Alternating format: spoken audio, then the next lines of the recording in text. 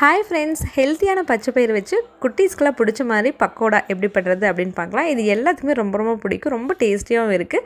இதுக்கு 1 கப் பச்சை பயிறு எடுத்து நல்லா நைட்டே ஊற வச்சுக்கலாம். இது கூட 1/2 கப் கடலைப்பருப்பு இதையும் சேர்த்து நல்லா ஊற வச்சிடணும். இது இந்த மாதிரி ஊறி வந்துடும். இது கூட நல்லா வாஷ் பண்ணிவிட்டு ஒரு மிக்ஸி ஜாரில் சேர்த்துக்கலாம்.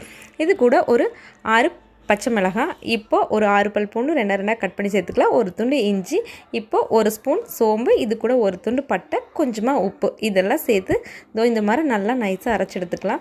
ரொம்ப குறன்னு இல்லாமல் இந்த மாதிரி இருந்தால் போதும், அவ்வளோதான். இது வேறு பாத்திரத்துக்கு எதுவும் மாற்றவே வேண்டாம். இப்போ ஆனியன் வேணும் அப்படின்னா ஆனியன் சேர்த்துக்கலாம். என்னோடய குட்டீஸ்லாம் ஆனியன் தனியாக எடுத்து வச்சுருவாங்க, ஸோ அதனால் நான் சேர்த்தலை. இப்போ கடாயில் எண்ணெய் நல்லா காய வச்சதுக்கப்புறமா இந்த மாதிரி நம்மளுக்கு எந்த ஷேப் பிடிக்குமோ அந்த ஷேப்பில் நல்லா போட்டு மீடியம் ஃப்ளேமில் வச்சு இந்த மாதிரி நல்லா வெந்துருச்சா கலர் மாற அளவுக்கு நல்லா வேக விட்டு எடுத்தீங்க அப்படின்னா டேஸ்டியான பச்சை பயிறு பக்கோடா ரெடி ஆயிடும். ரொம்ப ரொம்ப டேஸ்டியாக இருக்கும், கொஞ்சம் ஹெல்த்தியாகவும் இருக்கும். கண்டிப்பாக ட்ரை பண்ணி பாருங்கள். பாய்.